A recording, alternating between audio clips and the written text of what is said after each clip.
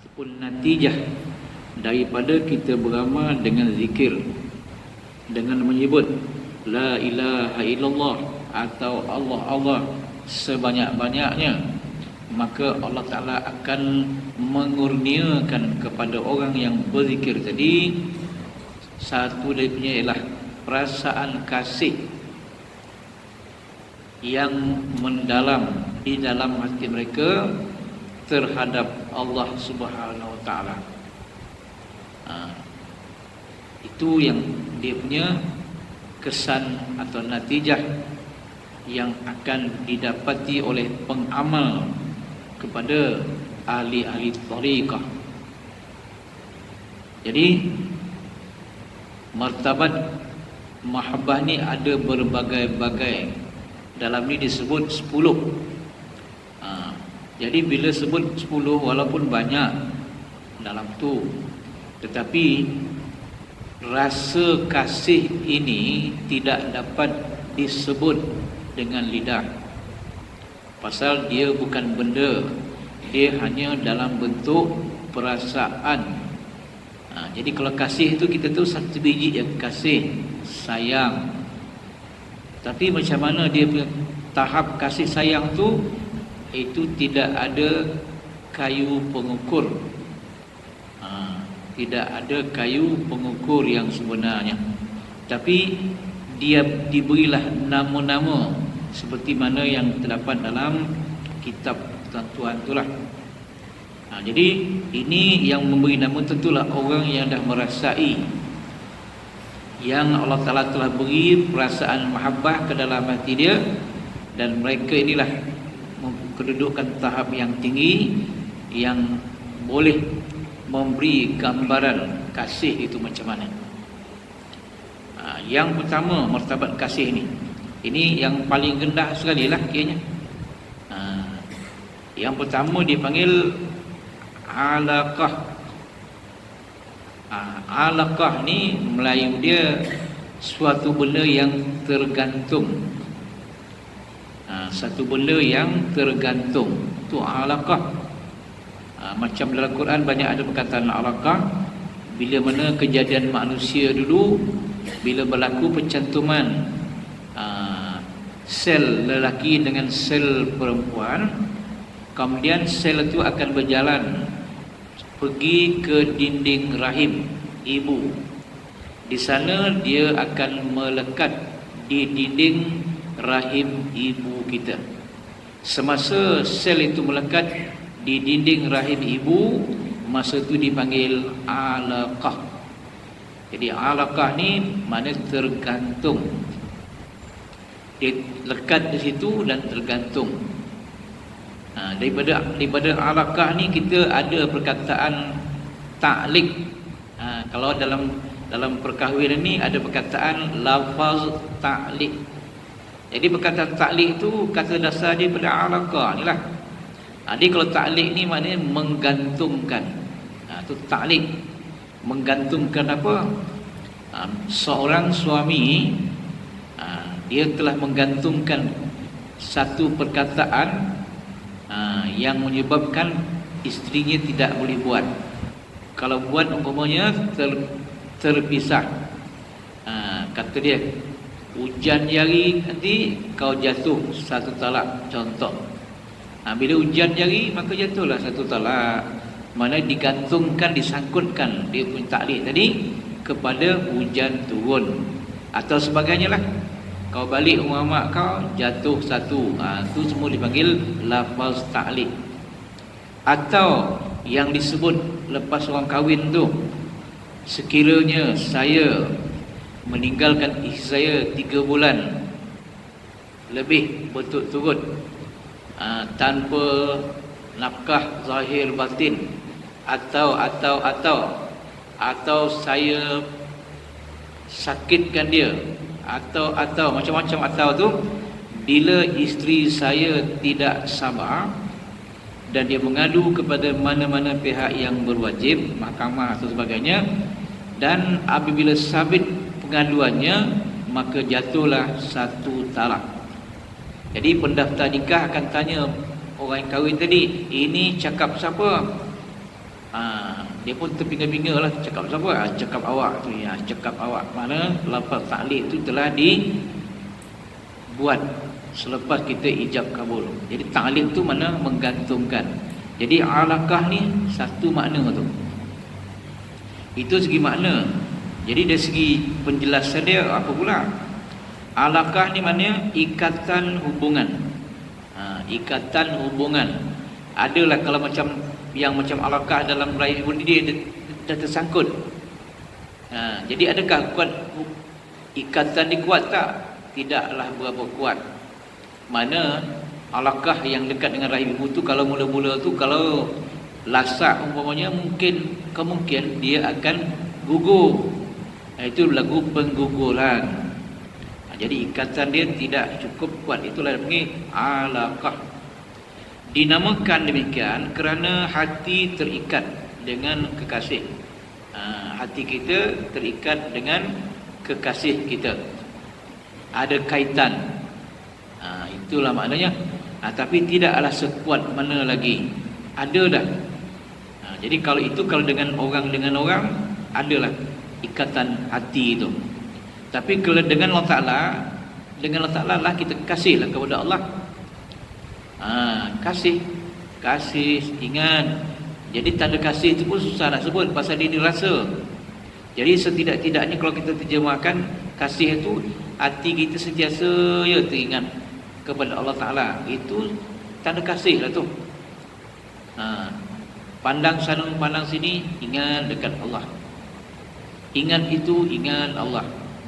Kita ingat tuan guru kita ingat Allah. Macam itulah. Itulah namanya alaqah. Alaqah dia kata ikatan. Sebenarnya bukan ikatan. Dia terlekat macam tu. Okey. Itu martabat mahabbah yang pertama, yang bawah sekali. Yang kedua iradah. Iradah ni daripada cakap Arab juga. Melayu dia ialah berkehendak. Kan sifat Allah Ta'ala tu ada 20. Qudrah, iradah. Qudrah tu mana maha berkuasa. Iradah tu maknanya Tuhan itu bersifat maha berkehendak. Jadi segala sesuatu yang terjadi di dalam alam ini sebenarnya adalah berlaku atas kehendak Allah. Jadi Allah tu ada sifat iradah. Itu iradah dalam tauhid. Kalau iradah dalam ini maknanya apa? Kecenderungan hati kepada kekasih dan mencarinya. Kecenderungan hati kepada kekasih dan mencarinya. Itulah yang dijadikannya istilah dalam mahabbah ini. Hati dia cenderung kepada yang kita sayang dan kita usaha nak mencarinya. Sekarang ni kita kalau duduk dalam bidang martabat iradah ni, makna sekarang ni kita belajar ilmu tasawuf sekarang. Apa tujuan kita belajar ilmu tasawuf? Tujuannya ialah nak ambil tahu penyakit hati. Bila kita dah tahu penyakit hati, kita cari jalan untuk mengubatkan penyakit hati.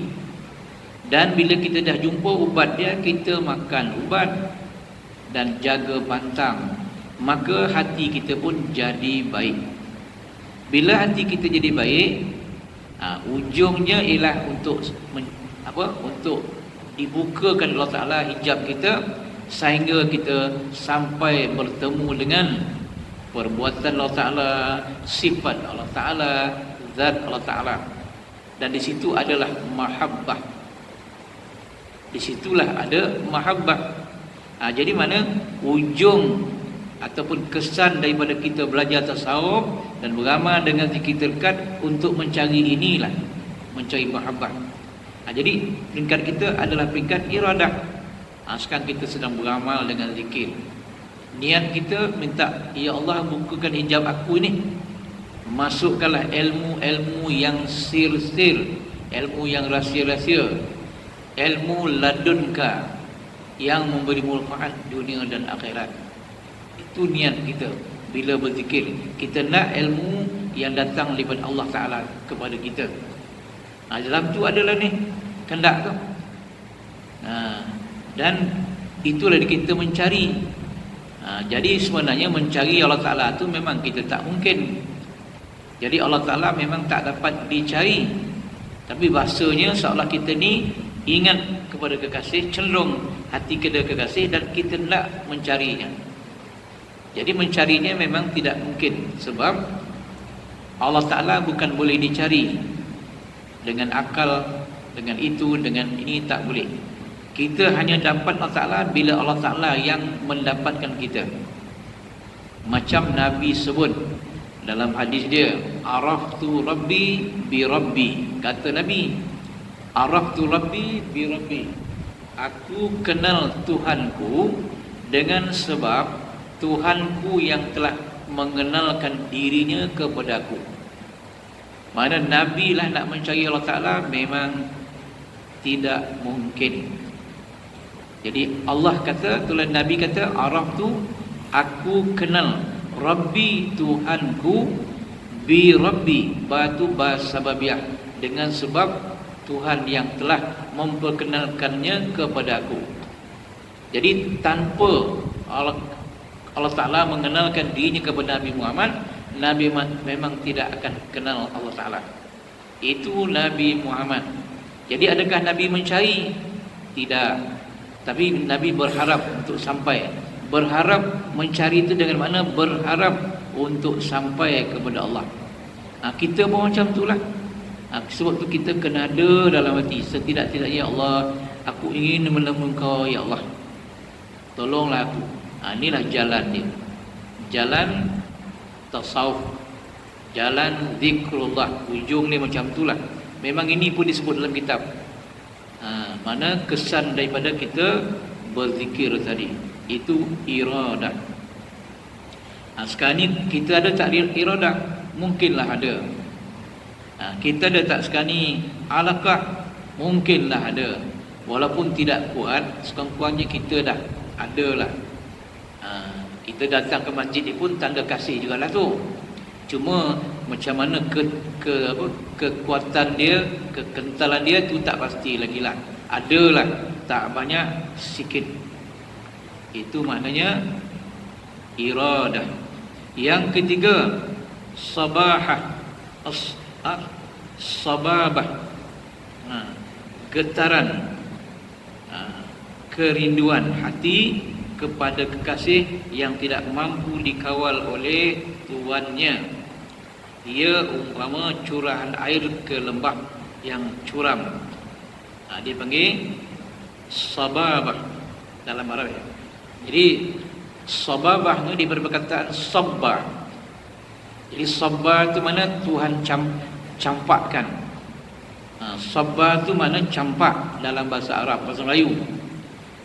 Dalam hadis Nabi ada perkataan sabba tu, dia kata ma sabballahu fi sadri sababtu fi sadri Abi Bakar.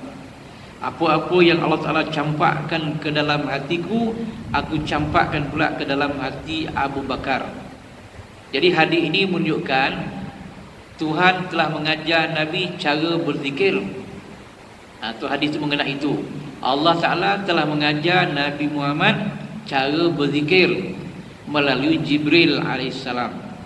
Kemudian Nabi Muhammad pula mengajar pula Abu Bakar As-Siddiq cara berzikir. Hadis dia itulah ma sabballahu fi sadri, apa-apa yang Tuhan campakkan ke dalam hati aku ini, sababtu fi sadri Abu Bakar, aku campakkan pula ke dalam hati Abu Bakar. Jadi daripada perkataan sabah tu jadilah sababah. Jadi sababah tu maknanya getaran kerinduan hati kepada kekasih. Bila sebutnya nama Allah, terasa suatu getaran dalam hati yang tidak mampu dikawal. Tidak mampu dikawal oleh tuannya. Ia umpama curahan air ke lembah yang curam. Kalau kita curahkan air di tempat yang curam, air itu akan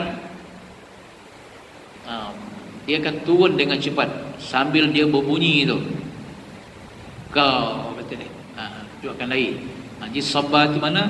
Campak, curah, samalah makna dia. Jadi getaran itulah dah tinggi lagi dah. Ini tinggi lagi pada yang tadi. Jadi ini memang ada dalam Quran pun, tapi dalam Quran dia tak panggil sabba, dia panggil wajila dalam Arab dia. Iaitu innamal mu'minuna allazina idza dzukirallahu wajilat qulubuhum wa idza tuliyat alaihim ayatuhu zadatkum imana. Sadaqallahul azim. Itu ayat yang menjelaskan tentang bagaimana orang mukmin yang sebenarnya. Jadi Allah Ta'ala dah sebut dalam Quran, innama, hanya senya, innamal mu'minun, hanya senya orang-orang yang beriman itu ialah allazi, yang apabila zukirallahu, disebut nama Allah depan dia, wajilat qulubuhum, gemetar hati mereka. Bila sebut nama Allah depan dia, ada suatu getaran dalam hati dia. Itulah getaran. Wa idza tuliyat alaihim ayatu, dan apabila dibacakan ayat-ayat Al-Quran depan dia, zadatkum imana. Itulah dia orang-orang yang beriman. Jadi maksudnya bila kita sudah ada perasaan kasih kepada Allah Ta'ala tadi, tinggilah daripada yang bodoh-bodoh tadi. Jadi bila sebut saya nama Allah, hati kita akan rasa suatu getaran. Itu tanda kasih. Itulah tanda mukmin yang sebenarnya. Jadi dalam makna yang lain, kalau orang sebut nama Allah depan kita, tiada sebarang getaran, maknanya iman kita tidaklah cukup sempurna lagi, sehingga terasa suatu getaran dalam dia. Itu maksudnya. Jadi macam mana nak cari getaran tu? Allah Ta'ala juga yang menganugerahkan dia. Jadi kena ingat kat dia, kena sabut nama dia banyak-banyak, sehingga satu hari, satu ketika Allah Ta'ala akan menganugerahkan perasaan wajilat tadi, getaran tu dalam hati kita. Dan orang bila iman dia cukup tinggi ni, bukan hanya getar hati. Bila Quran dibaca, hatinya iman dia bertambah-tambah lagi. Jadi ada tak tanda tu pada kita? Wallahu alam. Agak saya aman kurang. Agak saya mungkin tidak ada. Sebabnya katalah Quran bila dibaca, apa sikap kita bila kita dengar Quran tu dibaca? Adakah iman kita bertambah? Jawabnya agaknya tak tahulah. Pasal kita pandang orang ramai orang Islam bila Quran dibaca, dia tak peduli langsung, dia dengan kerja dia. Orang baca Quran, kau bacalah, dia dengan kerja, sikit pun tidak ambil perhatian, tak peduli langsung. Jadi kalau tak peduli langsung, adakah iman dia meningkat? Jawabnya tentulah tak ada. Itulah dia kita sekarang ni. Bayangkanlah. Jadi ada tak sabar? Wallahu alam. Kita kenalah cari, minta. Allah Ta'ala akan menganugerahkan. Itu 3. 4, gharam. Gharam, cinta yang tetap di dalam hati, yang tidak terpisah darinya, bahkan sentiasa melazimi hati, umpama orang yang terlalu mencintai kekasihnya. Itu kalau gharam tu mana? Sentiasa hati kita ingat sepanjang masa terhadap Allah Ta'ala, walaupun apa yang kita buat, tapi hati kita terus Allah ingat. Orang yang ingat Allah yang kita kasih itu sepanjang masa, itu dipanggil gharam, atau dalam Quran dipanggil gharimin. Itulah maknanya orang-orang yang hatinya betul-betul ingat sepenuh-penuhnya terhadap Allah Ta'ala sepanjang masa. Ini dah lagi tinggi lah pada nombor 4 tadi, nombor 3 tadi. Ini semua kena dapatkan ni. Kena dapatkan. Macam itulah dia. Gharam. Yang kelima dia panggil widad. Widad, kesucian, kejernihan dan pati mahabbah. Jadi widad ini di perkataan wadda. Jadi wadda ni ada nama Allah dipanggil wadud. Allah Ta'ala satu daripadanya wadud. Wadud ni maknanya yang mengasihi. Jadi kita kalau dah sampai perkataan widad tu mana kita betul-betul amat mengasihi Allah Ta'ala. Jadi di sini kasih kita benar-benar suci. Maknanya apa tu? Kasih kita dah tinggi dan amat suci kepada Allah. Lepas tu jernih. Ini bahasa sajalah. Walaupun disebut suci, jernih dan pati mahabbah sebagainya, kita boleh cakap saja. Tapi sebenar-benarnya apa itu widad, apa itu jernih, apa itu suci tidak dapat diterjemahkan dengan bahasa.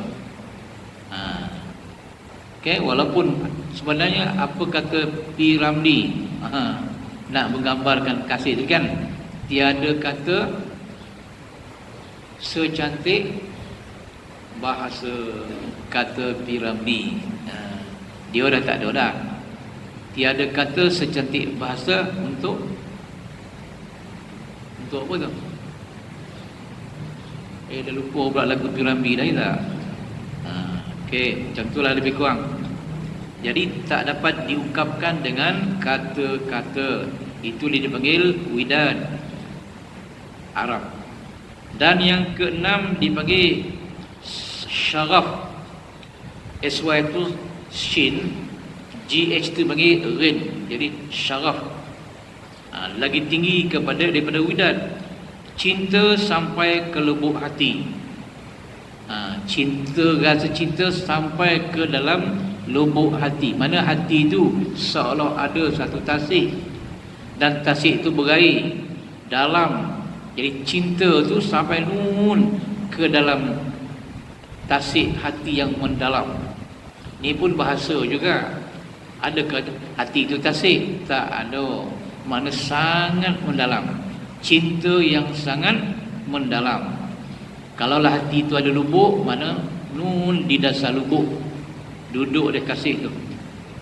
Junaid Al-Baghdadi rahimahullah ta'ala berkata, syaraf ialah pencinta tidak melihat kekeringan cinta, bahkan dia melihat keadilan dan kesetiaannya. Tu kata Junaid Baghdadi. Syaraf ialah pencinta tidak melihat kekeringan cinta. Mana cinta tu sentiasa basah, tak pernah cinta dia kering. Mana sentiasa lembab. Bila sentiasa lembab tu eloklah. Kalau kering pun tak ada air lah nanti dia. Bahkan dia melihat keadilan dan kesetiaannya. Jadi dia sebagai melihat diri dia sentiasa berasa adil, melihat keadilan, dan hati sentiasa setia kepada kekasih. Kesetiaannya kepada kekasih itu sangat tinggi. Jadi apa saja kekasih kita nak kita buat, kita macam mana pun mesti laksanakan demi kekasih hati. Itu dia. Itu dia panggil syaraf. Jadi perkataan syaraf ni jarang disebutlah, tapi itulah maksud dia. Ada bait syair di bawah tu, wa ta'zibukum albal ladayya ujurukum alayya bima yuqdal hawa lakum azab darimu elok bagiku.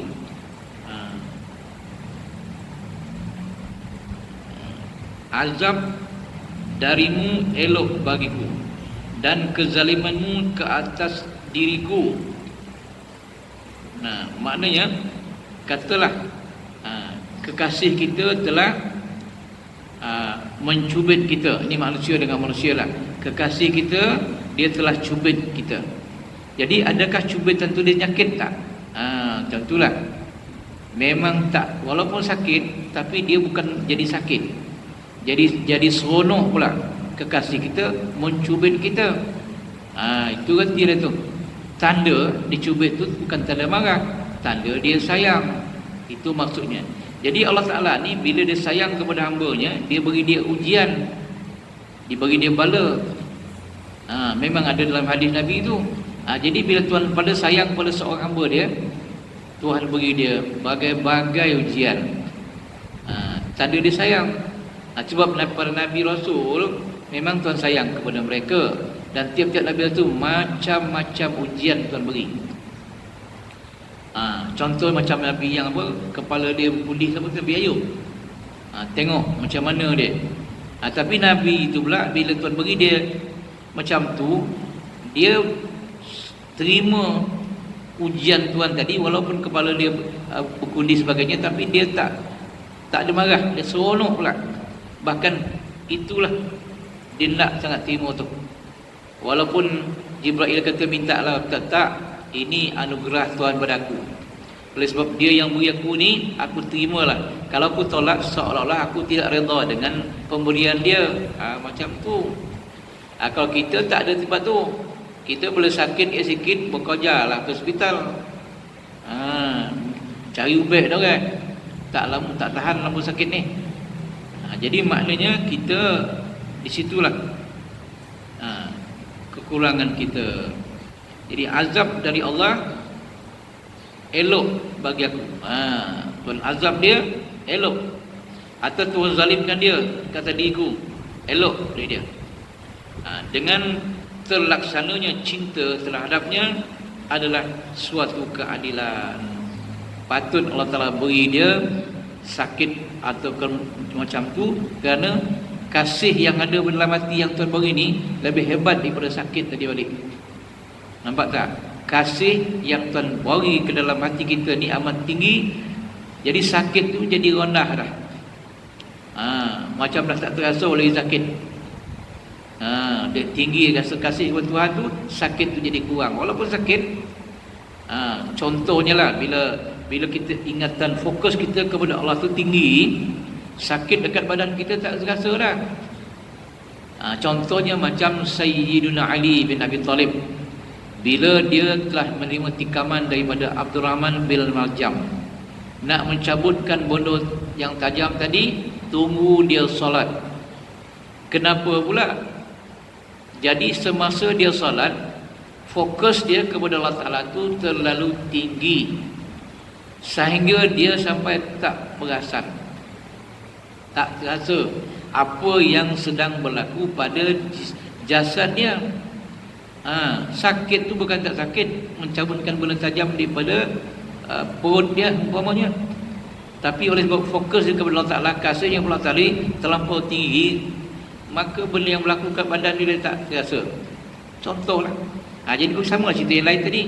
Kasih dia kepada Allah Ta'ala sangat tinggi, Tuhan beri dia apa pun dia terima saja, pada dia tak ada apa-apa. Ini sikit berbanding dengan kasih Allah kepada dia. Ini gambaran dia. Okey, ada tak pada kita? Allahu Akbar. Kan azab dari Allah elok bagi aku.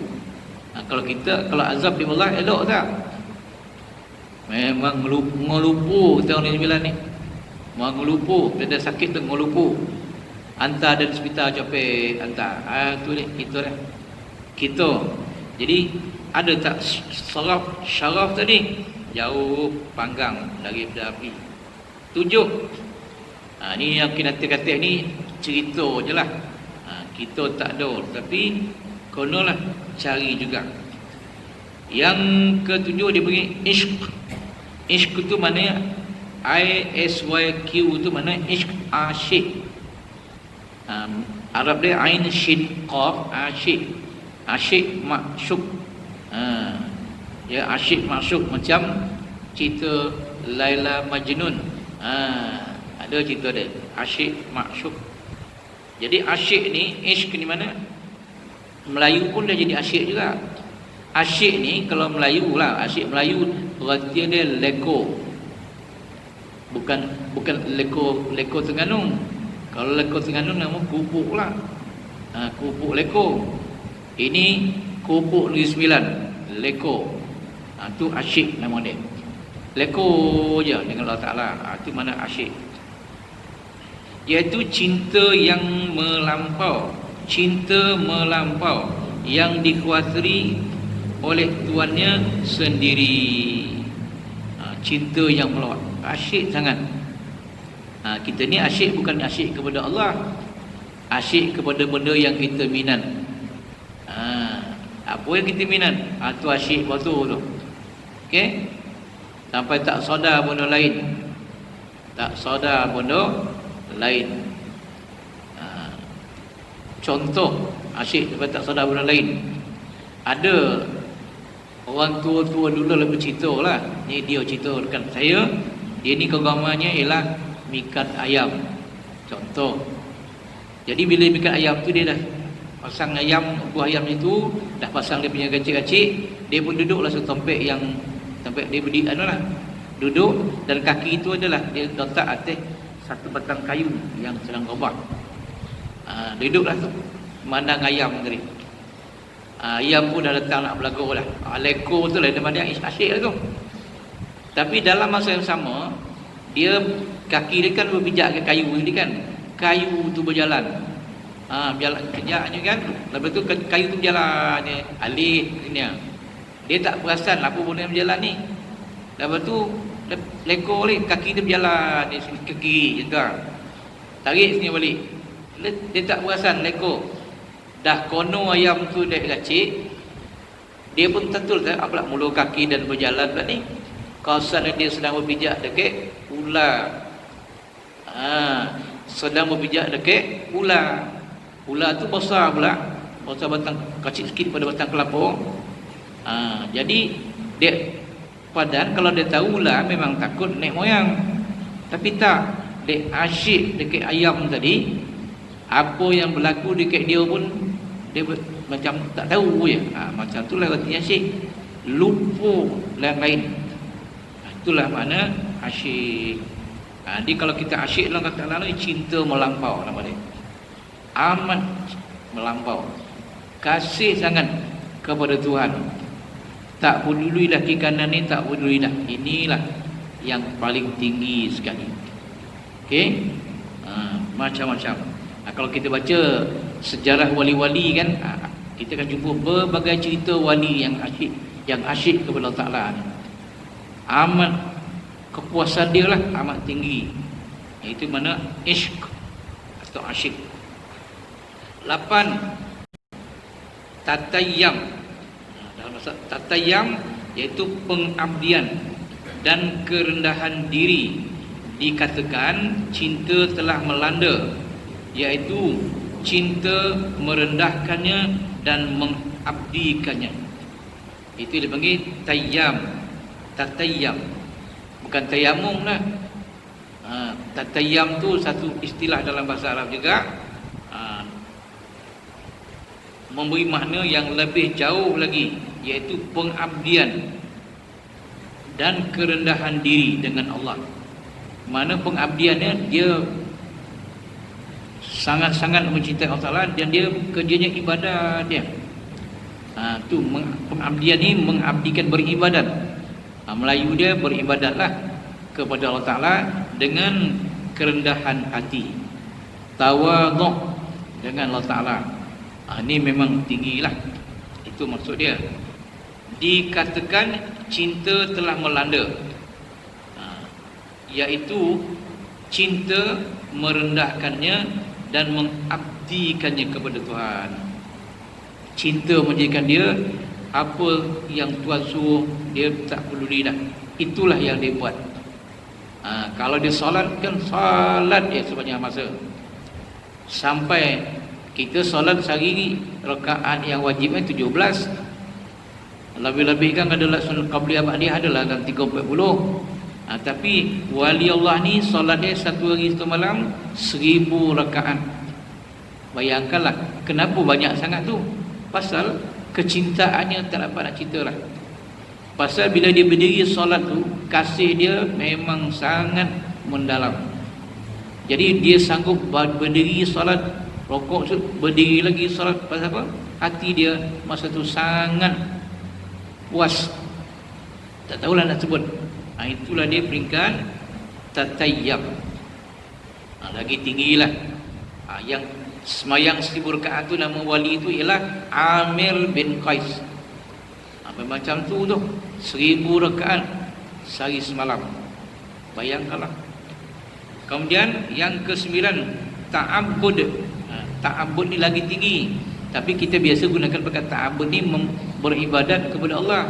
Tapi rupanya ta'abbud itu satu daripada martabat kasih mahabbah yang tertinggi. Ta'abbud ia lebih tinggi daripada tatayyam. Hamba yang bercinta menjadi lupa diri, itu ta'abbud. Kita bila ta'abbud tu beribadat kepada Allah Ta'ala, kita harus berta'abbud. Tapi dalam Islam martabat ni, ta'abbud tu maknanya dikatakan kasihnya terlalu tinggi sampai lupa kepada diri. Macam Sayyidina Ali solat tadi, dia lupa kepada sakit, benda tajam yang dicabut daripada perut. Lupa kepada diri dia yang sakit tak sakit sebagainya lah. Itu dia panggil ta'abbud. Dan last sekali dipanggil khillah. Inilah yang paling tinggi sekali, khusus untuk khilalan, dua orang kekasih. Khilalani, dia ada asalnya khilalani, dua orang yang berkasih, iaitu Ibrahim dan Muhammad alaihi wassalatu wassalam. Ia adalah mahabbah yang memenuhi ruh dan hati pencinta sehingga tiada lagi ruang untuk selain daripada kekasih. Itu khillah. Khillah ni mana hatinya kasih kepada Allah Ta'ala dan tidak ada ruang kasih langsung dalam hati untuk lain daripada Allah Ta'ala. Dia tak ada lagi kasih kepada sesuatu walaupun apa. Dia hanya hatinya bulat kepada Allah Ta'ala. Sikit pun tidak ada ruang lagi dalam hatinya untuk mengasihi selain daripada Allah. Itu dipanggil khillah. Dan ini khusus berlaku kepada dua orang Nabi Rasul, iaitu Ibrahim dan Muhammad. Itulah Ibrahim dan Muhammad. Dialah Rasul yang paling atas. Kalau anda belajar ilmu tauhid, Nabi ini Nabi Ulul Azmi nama dia. Nabi Ulul itu ada 5. Yang pertama Nabi Muhammad. Yang kedua Nabi Ibrahim. Kan top tu dialah. Kan hatinya penuh dengan kasih kepada Allah Ta'ala. Tidak ada ruang langsung untuk meletakkan kasih orang lain dalam hati dia. Okey.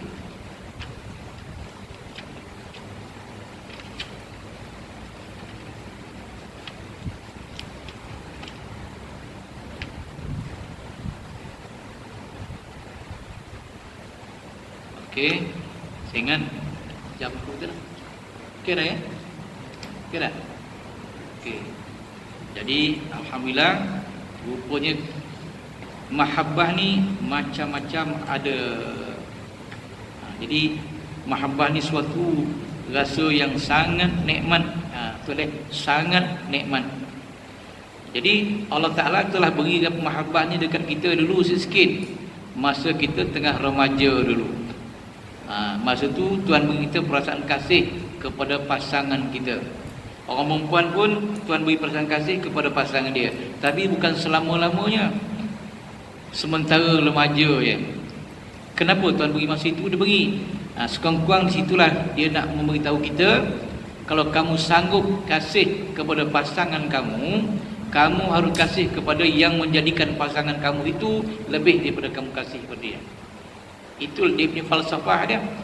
Tapi tak, bila kita dah kasih kepada pasangan kita, dah tak ada lagi kasih, kasih itu tak lagi dah sampai hari ini. Patutnya kasih itu kita pindahkan kepada Allah. Pasal dia yang menjadikan kekasih kita. Macam tu. Tapi tak, ilmu tu tak sampai kepada kita. Jadi patutlah kita kasihlah kepada yang menjadikan kita kasih kepada sesuatu. Dan bacalah doa, Allahumma rzuqni hubbak wa hubba man ahabbak wa hubba ma yuqarribuni ila hubbik waj'al hubbaka ahabba ilayya minal ma'il barid. Okey, dengan itu sekian, jumpa lagi minggu depan. Wabillahi taufiq wal hidayah. Wassalamualaikum warahmatullahi wabarakatuh.